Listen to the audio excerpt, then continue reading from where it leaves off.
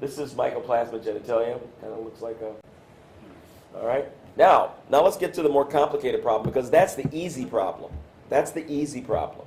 Let's get to the hard problem. The hard problem is that functional proteins have specific amino acid sequences, okay? They do. Functional proteins have specific sequences. Lysine, arginine, purine, alanine, not purine, what's it? Proline, okay? Leucine and glycine. Basically, the order of the amino acids determine the function of the protein. If you change the order, if you change the sequence of amino acids, you change the configuration of the protein. Proteins, especially if you're talking about hormones or even structural proteins, they work together like a lock and a key. What happens if you take a pair of tin snips and you snip off part of your key? Okay? Now there are some parts you can snip off and it's not a problem. You know that big round part you hang on to? You can snip on that part for a while and it'll still work, right? What happens when you get down near that other part? The part with the teeth. What if you... Yeah. It doesn't work anymore. It won't work anymore. You turn that key into garbage. If you snip off just one of those teeth, that key becomes worthless.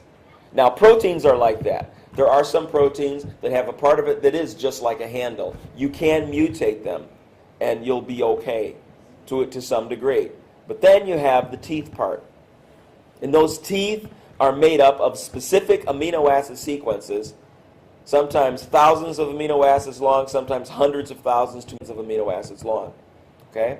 There are no simple organisms that have teeth that are just 10 or 12. Okay? There are many, many, many amino acids are required of specific sequence. If you alter the sequence, the protein doesn't work anymore.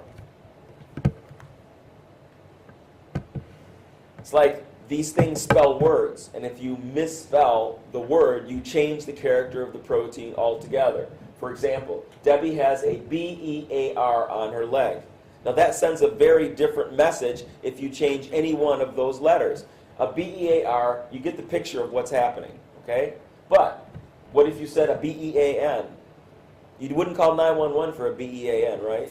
Okay? That's important. Or F-E-A-R, or B-E-R-A, or R-E-A-B. Notice, if you change the structure around, if you change the letters, it doesn't work. Just like the correct sequence of letters have to form the right word in order for the sentence to make sense, that is exactly. DNA is a language. Your genome is a language of nucleotide sequences that give rise to specific proteins that make up who you are. Specificity is required. Now, for all proteins, every part of the protein? No, that's not true. We have over 4 billion base pairs, over 4 billion nucleotide sequences in our genome. And surprisingly, we only have about 30,000 functional genes. So there is some room to goof around. There is. However, when it comes to those active sequences, when it comes to those functional sequences, there is not. The sequences have to be specific. Let me give you some examples. Okay, sickle cell anemia. All right, sickle cell anemia is a disorder of the red blood cells. It's found in multiple populations throughout planet Earth. And what happens in sickle cell is that there's a single amino acid substitution. One amino acid substitution of valine instead of a glutamate at position 6 on one of the beta chains. That switch is enough to cause sickle cell anemia. What happens is that when you get in situations where there's low oxygen or if you work out too heavily, what happens is that it changes the shape. Instead of red blood cells looking like that, they start looking like that. And they start coming together and clotting up on you and end up having thrombotic events so that you can have little heart attacks or you can lose the end tips of your fingers, or because what happens is those tiny capillaries, these red blood cells don't fit so easily through those tiny capillaries and they make little clots. And you could end up dying from a sickle cell crisis from one amino acid substitution. So again, the point being that amino acids, you need specific sequences in order for proteins to be functional. Okay?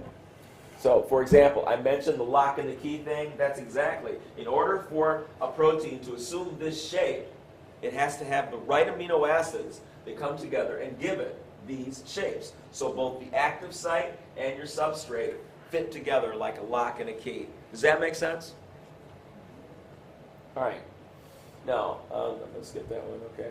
Now, what is the probability of a single protein of just 100 amino acids forming in a specific sequence? Now, again, a real living organism is going to have hundreds of thousands to millions of amino acids that need to be in a specific sequence. So I'm just saying, what are the chances of one single stupid little protein, and I mean little protein, because typical proteins are in the thousands in terms of amino acids, and many hundreds to thousands to tens of thousands of amino acid sequences that make up these proteins. So just one stinking, teeny weeny 100 amino acid run, okay? So that could be part of the active site of that key, for example. What are the chances that you could form a specific sequence that will carry out your function, that you would luck upon it? What are the chances that you could luck upon a specific 100 amino acid sequence? Now, I say luck because that is what the new atheists are saying.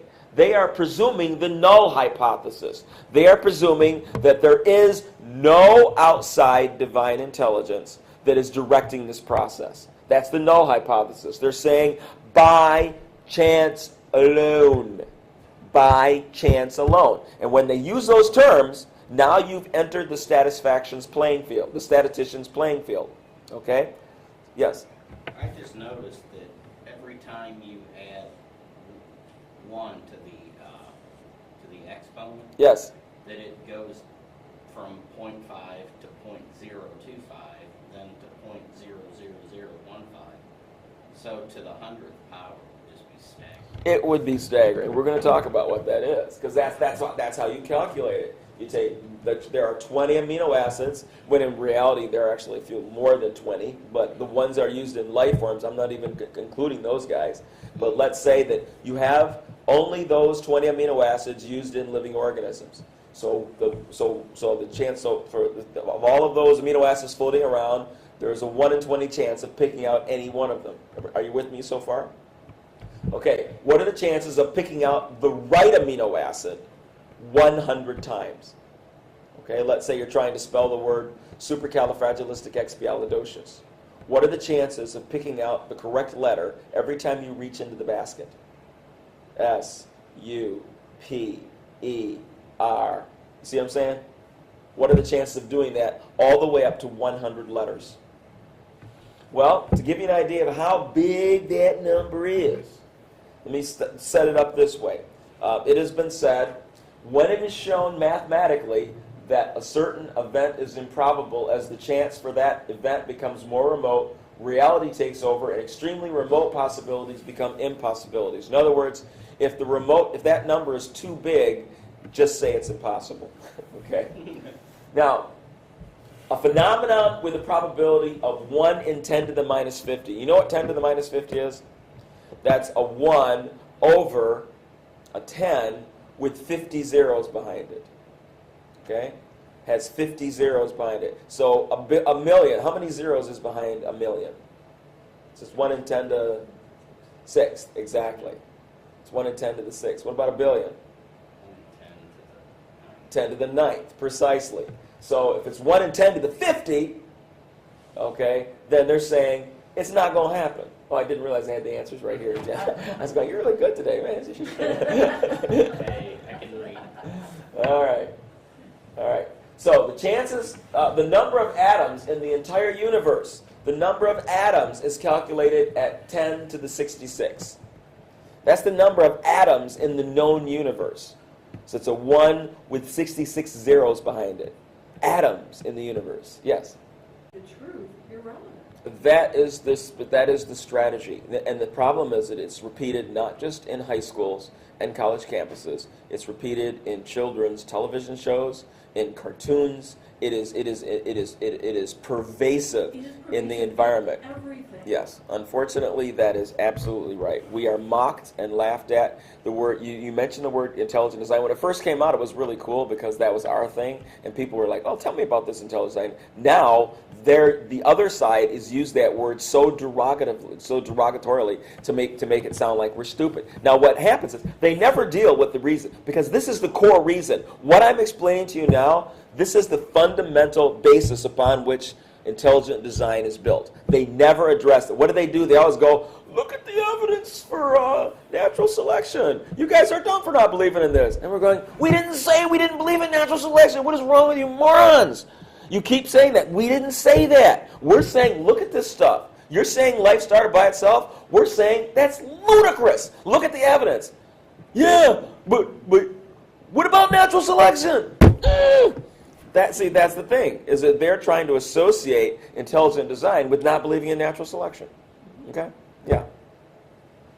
You're right. I mean, I think that's a very valid conclusion. When you take a look at how difficult this stuff is to come by chance, you're absolutely right. When you're talking about a single organism requires millions to billions of individual amino acid sequences, plus the nucleic acid sequence. If we had to do that in a test tube, nobody could do it. I don't care how much time you give us. You know, when we do cloning, we use living organisms already that God already made and start from there. We don't start fresh with a test tube full of amino acids. We don't go to the health food store and buy instant protein and try to make something out of that. Now that would be something. That would really be something. But nobody even thinks about starting there. Okay? Not going to happen. Oh no, we start with organisms God already done created, okay? And then we go from there and say, look, we cloned a cell. Well, very good. You copied a cell but you basically turned a somatic cell to a germ cell. That is not the same as synthesizing a living organism, okay? From scratch, because God did it from scratch.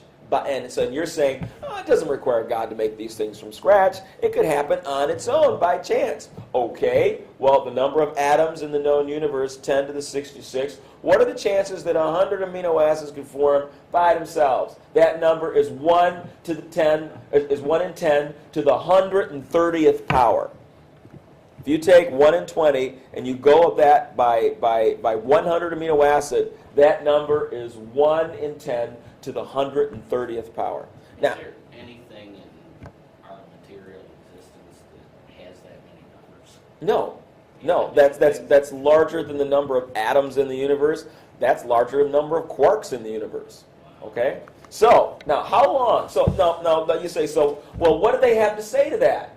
What do they have to say to that? Because seriously, if the entire universe, I love this one, if the whole universe were packed full of a practically infinite number of amino acids, so forget about planet Earth. Let's say that the whole universe were one solid big box of amino acids. They're just kissing each other all day long. Just, let me check you out, let me check you out. Just doing that. It would take 4 times 10 to the 122 years to allow enough random bonding for 100 amino acids to hook up in a specific sequence. That's how long it would take. 4 times 10 to the 122 years. And so you know what? The new atheist jumps on that and says, you know what? Okay, that's okay, because the multiverse hypothesis, remember, there are infinite number of universes all over in different dimensions. Because we have an infinite number of universes, eventually one of those universes is going to do this, because we have an infinite number of universes. Or aliens started life on Earth. Who made the aliens? Well, we don't have to deal with that, because they're gone now, and it doesn't matter. The fact is that we're here, and that proves that the aliens dropped us here. Now, you laugh at that. That is that with a straight face, that is their argument. I kid you not. Were they black? Were they black? Huh?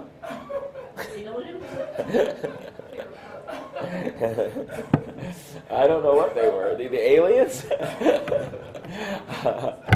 I don't know. I didn't see what they... Yeah.